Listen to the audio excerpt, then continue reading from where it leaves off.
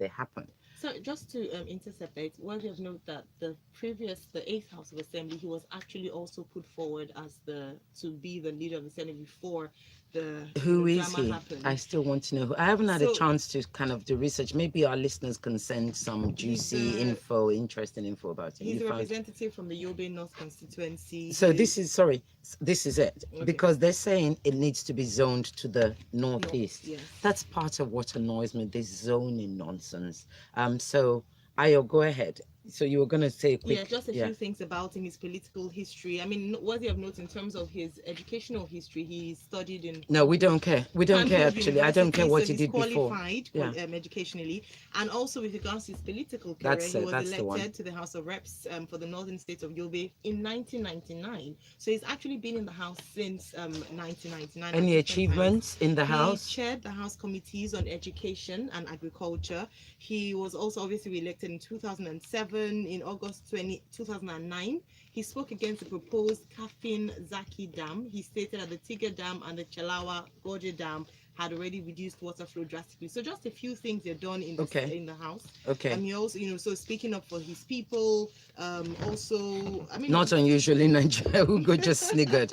Yeah, that's what they do best. so and Speak up then for he, the people. in terms of the bill he sponsored, he also initiated and sponsored the Desertification Control Commission bill. So Right in now, terms of the that's really environment, important. yes, So that's yeah, very that important. desertification is very, very environment. So yes, he does care about his people and he cares about important things because desertification isn't just about the northeast. It's actually about Nigeria as a Nigeria, yeah, whole. so it's not For zoned to most his people who people. don't know, it's part of the reasons, the cause of the herdsmen attack. Actually, herdsmen crisis. I don't like to call it attack crisis Okay. that we've had. So yes. So anyway, it's looking like he's the favored son right now. We don't know whether it's going to go ahead. So, however, the chairman of the Senate Committee, or Abdullahi, said, and I'm going to quote it because I do like to read the quote. Immediately, he said that there was spontaneous. So this is immediately mentioned Lawan. There was some instantaneous and spontaneous applause by senators who were there. For somebody to say they were surprised and shocking following the announcement, he was being economical with the truth. There was no shock, rather there was relief. So the implication of this sentence, of this statement here, rather, is that most people want Lawan to get the job. Okay. I again, I don't know. I can't judge him. We heard what he's done, so let's see. All right, so Let's see. But what there is a quote here that disturbs me. It's by, what is it? I've forgotten one of them anyway. He said, this is what it says: what we practice in Nigeria is called the presidential system of government. This is implying that they don't need PDP because they don't need PDP to even vote. They don't even need a vote in the house. That like one can literally just wake up in the morning, get dressed, and go and sit on the chair. It says that what we practice in Nigeria is called the presidential system of government. And in a presidential system, it is winner takes all. Once you win, you take whatever you want.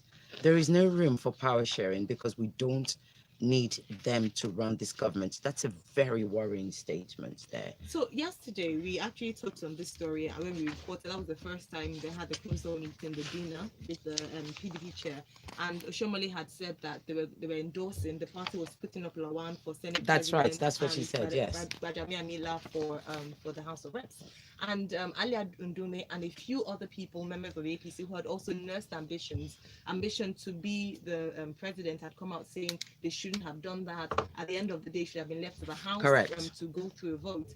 And so there's been that argument as to should the party and the should head, Oshomole have said that, surprisingly, without saying it to the party, without discussing it amongst the party or even faithfuls leaving it first. for the House to vote, as it should be. So should we still have, like you mentioned, should we still have the system whereby the party puts up a candidate and says this is who we're putting up for president? Because that's what happened when, you know what happened with them, and then they had another meeting with Bukola Saraki eventually emerging as winner. And the reason why he brings in PDP was because Saraki could only emerge as winner because of the fact that he was APC at the time. APC, and then he got into PDP. PDP association. And this is what Funmi and I were discussing downstairs: is how, because we have two the two big political parties who do not have, they're not based on any ideology, is based on man no man, friend no friend, my people's is your people's, that kind of thing. And so therefore you will have people fraternizing, if you like, for want of a description, with members from another party, right? Yes. And often what you find is, if the parties are based on ideology and principles, yeah, because we don't have the same ideology, it's not that we're not going to be friends. We're going to sit down, we're going to disagree, we're going to discuss, but there are certain things that I know that will be done within my party, which is not being done in your party, some of which I would hold very dear and they would be very important to me. But in Nigeria, we don't have that. So yes, no, of course not. Oshomole is something of a loose cannon, as we know. So he just made this announcement, carte blanche. I don't think he made the announcement so in the he was speaking in on the behalf party. Of the party. Yeah. Yeah, but the thing is, others can't be. If he had spoken what I'm saying is, if it was a party endorsement, then surprises, this person wouldn't be coming out. What's in Ali and Duma would not be coming out saying he's surprised, this, that. That they're trying to foster somebody on them, right? Yes. Which is part of what he's saying. That why don't we just we should have discussed this closed door before you came out and announced it. I think what happened is somebody said Funmi's gonna be our guy if we win. They've won, and they're like, okay, guy, you've done your thing. Oh yeah, it's your turn. It's your turn. All right, thank you very much, I'll Ms. keep our eyes Ireti. closely on this story. Thank you.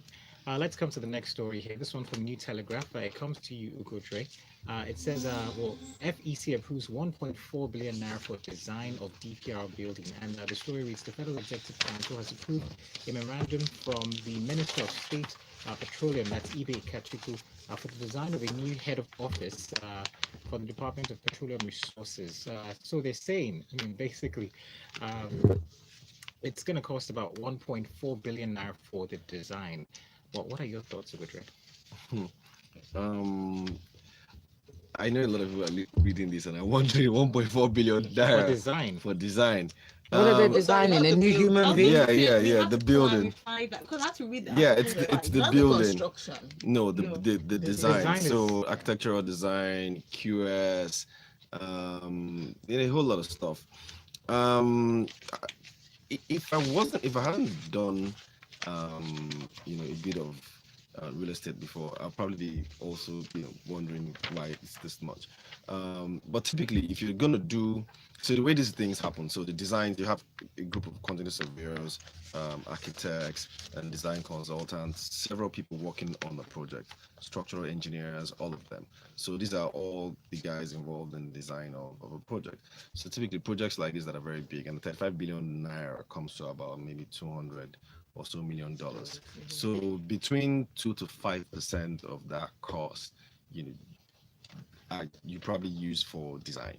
That's basically how it is, especially if you're using foreign, even foreign or local designers. So design teams. So that's usually the cost. If you check a lot of the maybe major hotels that's been built in Nigeria or shopping malls, you always have embedded in it some 2 to 5% design cost as part of the development cost for that project. What we should be worried about really is why we're spending 35 billion naira for head office. That should really be 1.44. No, the head office itself is 35 billion. Yeah, so that's what I'm saying. So the fees is a function of the value of the property you want to build. So if it's 100 billion naira worth property, they would also charge you 5% of that. That's typically what they charge. Yeah. That's like the going rate for things like that. So and 5% of 100 billion is about 5 billion. You're wondering, so 5 billion for fees, what exactly are you doing?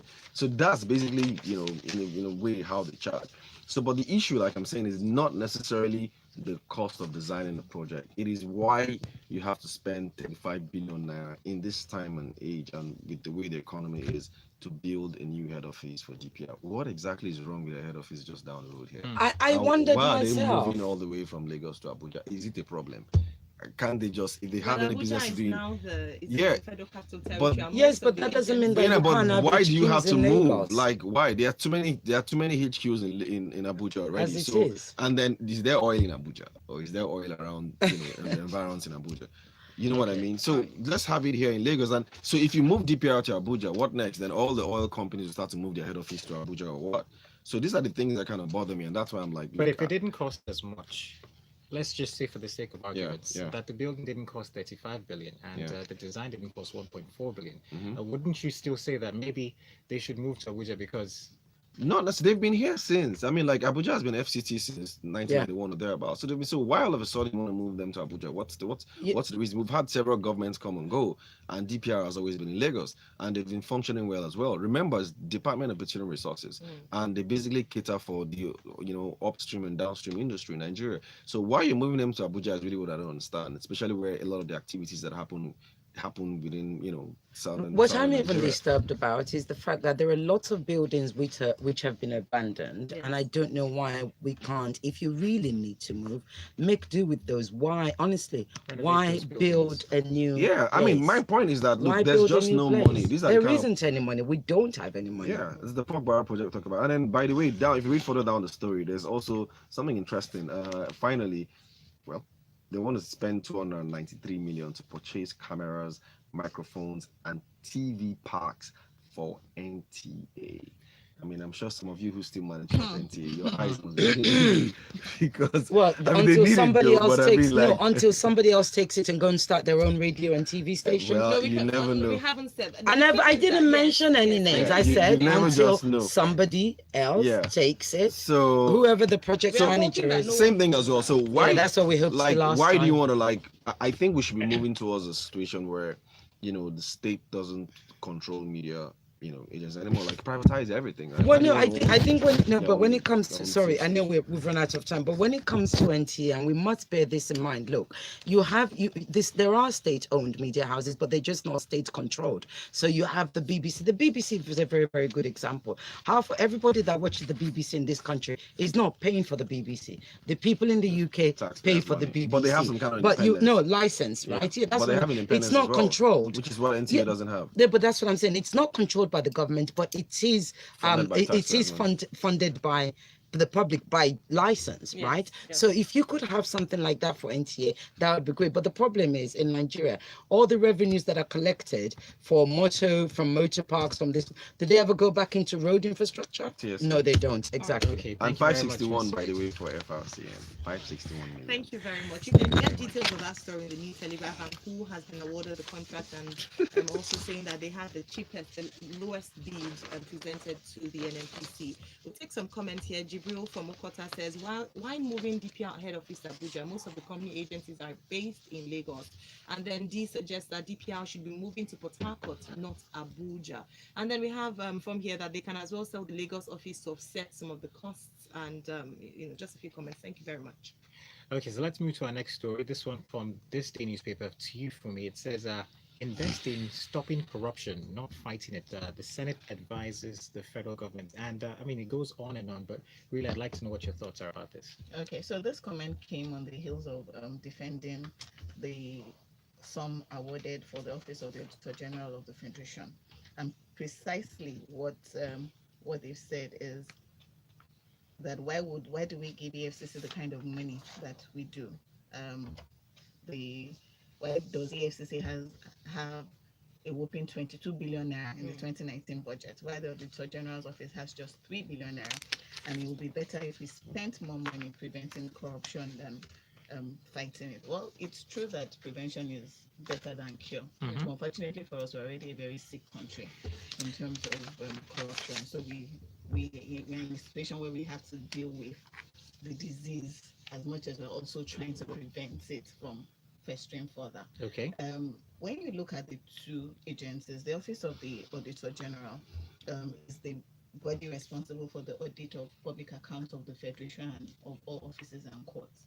However, government parastatals agencies are allowed to appoint their own auditor should they choose to. It just oversees.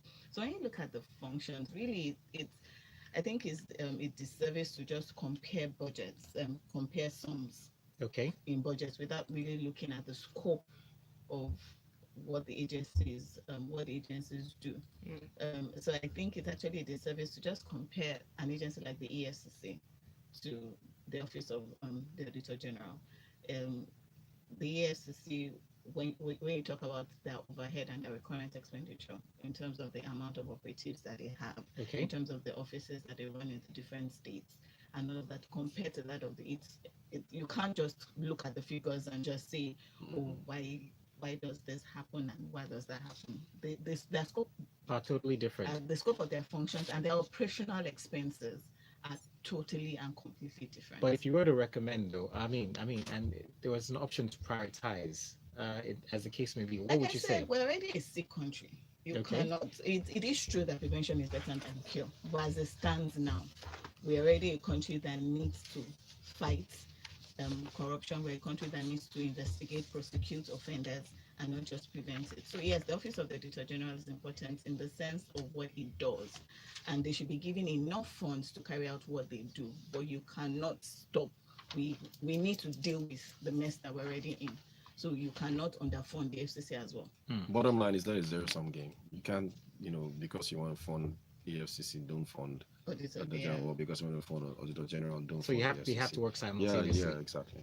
All right, thank you very much for that one. This next story comes to you, Miss Ireti. It's from the New Telegraph, or rather, it's from the Guardian newspaper. It says Dogara laments Buhari's failure to sign bills on late budget presentation. And the Speaker of the House of Representatives said yesterday that national budgets may continue to perform poorly until they pass an integrity test where national values and priorities of Nigerians are reflected in their preparations. Yes, so because of time, Dogara is lamenting, and some of the things he says makes a lot of sense. He does say here, he said, look, it's very painful, I'm reading a quote because we have no time, it's very painful that for some years our budget process has been exercised in either a combination of audacious optimism or hypocrisy involving key actors putting together a budget that they know will be at best implemented at 45%. And I think that's key here. When you create a budget that you know that it's unrealistic, you're never going to be able to meet, you're never going to be able to satisfy, but you've charged the emotions of the country to think, according to the budget, this is going to be done, that's going to be done, and it's never going to be done. Then that's actually that's quite unforgivable. I'm trying to be nice here. So I get some of his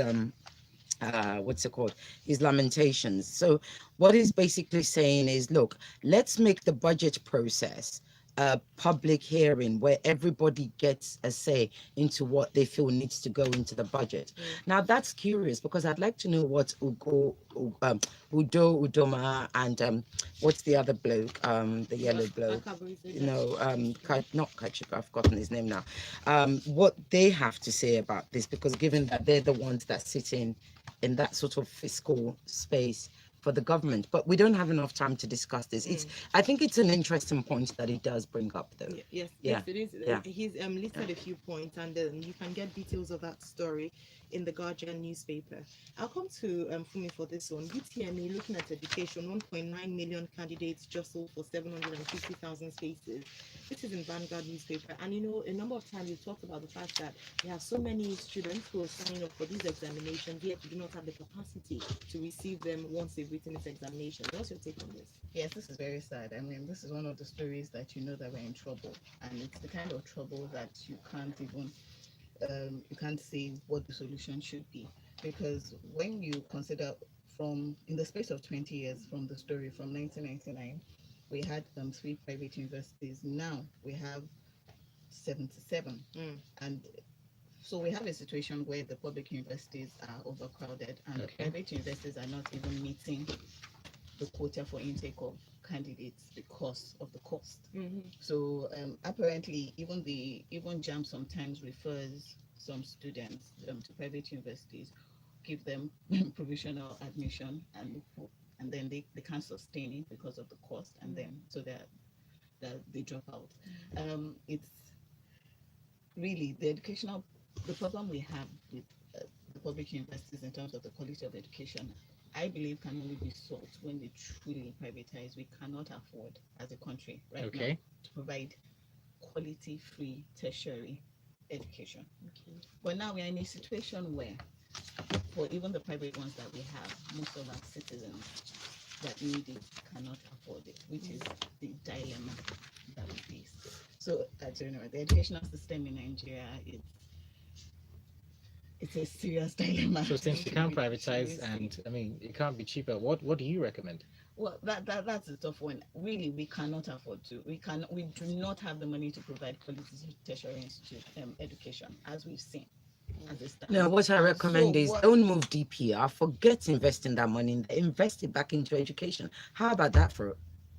All right. Start if we're going to start to invest in education, we need to start from the bottom. Yeah, exactly. But basic let's use that education. money and start it now. So there has been that argument for should more money be pumped into the basic education rather than focusing a lot more on tertiary. But I think you can do a parallel. You can kind of take a parallel approach, but investing more in the start. Yeah, in the start. Thank you very much. Very quickly, Ugo, I'll come to you. CBN to reintroduce cashless policy nationwide, says Emefiele. Can you please take us through the story? Okay, so quickly, if you all recall, we had this cashless policy thing a few years ago. I think that was under Fantasy government. So when Emefiele came in, they kind of stopped. Not that it stopped. Like the cashless policy was for a period, and they were like, well, after this period, then we'll go completely cashless. But he had to, take the foot off the pedal because he felt like financial institution of the country wasn't where it's supposed to be. You can't just have blanket cashless on everybody, especially when a lot of people were on mobile and they were still, in terms of penetration, in terms of financial inclusion, was still not where you expect it to be. So, but this time around, they're saying, look, we're going to start again. I think financial inclusion has sort of like gotten to a certain stage, so it's time to have cashless society. What did I say when that man became CBN? Mr. Merchant Bank, not Mr. Retail. The interesting thing is that, or the irony is that he's leaving very soon. Now that he's not leaving. His tenure, his tenure is about to expire. So depending when it is extended, I know, so his tenure is expiring soon. And so, but he said that, look, and this was happening at the First Bank, 105-year anniversary gala. That's when he said this. So the thing is that over the last few years, Nigeria has basically gone cashless. Like the number of check transactions has actually dropped drastically compared to online transactions. Online transactions has basically quadrupled over the last 4 years. So cashless society is good, but I mean, it's important that we also have it to bear in mind that there are some people who don't still have access to, and that's why Mr. Emefiele needs to work very closely with internet providers to give them funds and encourage and help them to ensure that they go out into the hinterlands and give internet access. I mean, it's not rocket science. All right, thank you very much. We'll have to move on very quickly. I'll stay with you, Mr. Ireti, for this one. Indictment of Army on Rivers 4 who misguided, says the chief security officers. Yeah, well, I find this quite an odd question. I mean, an odd story, actually. Yeah. So you have the CSOs. They're not happy that INEC is basically chastising the army. The coalition apologized on behalf of the people of the states. They apologized to the army over the unguided statement against it by some politicians in the state. I don't know why CSO have taken CSO since when they were positioned to be apologizing on behalf of government. Don't apologize. You're there to question and challenge and interrogate the behavior of government. You're certainly not there to apologize on their behalf. It's not your job to do. But anyway, that's what's happened. And there's a quote here. It says, "We are here to condone and commend the 6th Division Nigerian Army for being professional in your conduct during the polls and for the loss of your officers." Well, we all know that there were killings and all that stuff. So what is this nonsense about? Well, everyone has a right to express their opinion, but this is not an opinion. That's what it isn't. Opinion is separate from action. They were not expressing an opinion. So, Mr. Ireti, I'm talking about the amalgamation of the civil service organizations. They have come out with their own position as to how they view the Rivers elections. Now, a number of press had gone out to talk about the militarization of our elections in Port Harcourt. So again, like they say, no matter how ugly a child is, there will be, not ugly a child is, but no matter how bad the situation is, you will always have people who still think that it wasn't as bad as it was. So these people, in their own way or from their own view, have come out to say that the army did very well, commending them and commentating with them with their loss. So but this is my point. If you understand what civil society is supposed to be, civil society is not this. Civil society is not supposed to be on the side of the army or the government. Civil society is supposed to be on the side of the people. Okay. That is why this is not about opinion. And can we all get over this whole everybody's entitled to their opinion? You know what? With opinion comes responsibility. And what they're doing right now is not responsible. All right, thank you very much. Very quickly, finally, unfortunately, we have to take this one. Punch Makinde denies animosity towards Ajimobi.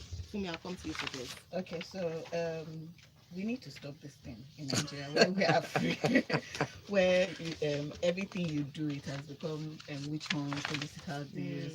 So after he lost the elections, there were news about that he's hurriedly signing away contracts and removing money. And this guy is saying, when I come in, I'll probe, and then you're like, no, you're fight. I mean, we need to stop it. There's an extent to which their so-called brotherhood. Yes. Yeah. And, Yes, it is. Accountability is important. Yeah. So yes, when he gets into office, you see, if he needs to probe, if he needs to constitute a judicial inquiry, judicial inquiry, whatever he needs to do, please do. Yes. It's accountability. If you did not do anything untoward, there's nothing to hide. There's nothing to be afraid of. Thank you very much, Funmi, for that one. Thank you, Funmi. Thank you, Mr. Ireti. Thank you, Ugo, for being a part of our discussion this morning. We're really grateful. As we mentioned earlier on, you can follow Funmi at Funmi Odude on Twitter. Follow Mr. Ireti at Sisi Oge Lagos, and follow Ugo at Ugo Dre on Twitter. We'll take one or two comments before we call it a morning on Freshly Pressed. This one from Akin from Igbobi says, I'm totally miffed by the way this government dishes out money to fund inanities. We should be funding development and not anything fancy. It seems these people have the notion that we have a bottomless purse. We cannot develop this way. Trust me.